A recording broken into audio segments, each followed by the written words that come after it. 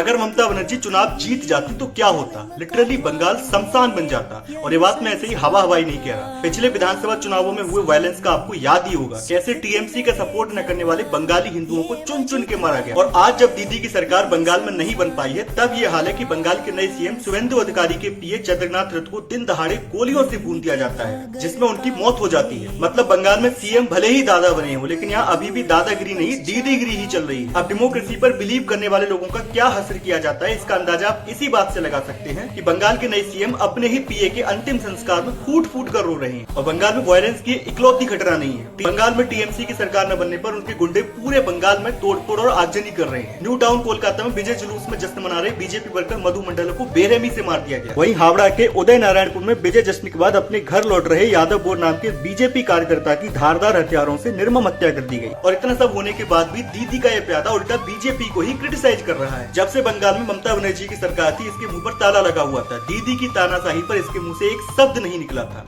आम बंगाली दीदी के राज से कितने परेशान थे, वो रो रोकर अपना दर्द बयां करते थे। दीदी के गुंडों का जिस लड़की पर मन आ जाता था, उसका जबरदस्ती रेप किया जाता था, वो भी उसकी फैमिली के सामने। जो बीजेपी को सपोर्ट करता था, उसको जान से मार दिया जाता था। इस कदर की गुंडागर्दी मचा रखी थी दीदी ने बंगाल में, जिस पर ये और इसकी जमात ने कभी एक शब्द नहीं बोला। और आज जब जवाबी कार्रवाई में बीजेपी वर्कर्स की तरफ से भी थोड़ा रिएक्शन किया जा रहा है, तो ये तुरंत अच्छे दिन वाला ज्ञान देने आ गया। ममता के राज में बंगाली हिंदुओं ने बहुत सहा है, अपनों को खोया है। उनका दर्द हमारी इमेजिनेशन से भी बहुत बड़ा है। अब जब बंगाल में बीजेपी की सरकार बन गई, तो इनसे बस यही रिक्वेस्ट है कि दीदी और उनके गुंडों ने जिन बंगाली हिंदुओं की जिंदगी जहन्नुम बना दी थी, अब उनका चुन चुन कर हिसाब किया जाए। जिन हाथों ने मासूमों पर जुल्म किए हैं, अब उन्हें उनके आका तक पहुँचाने का पूरा इंतजाम किया जाए। यही हर बंगाली हिंदू के लिए असल न्याय और सुशासन का नया अध्याय होगा।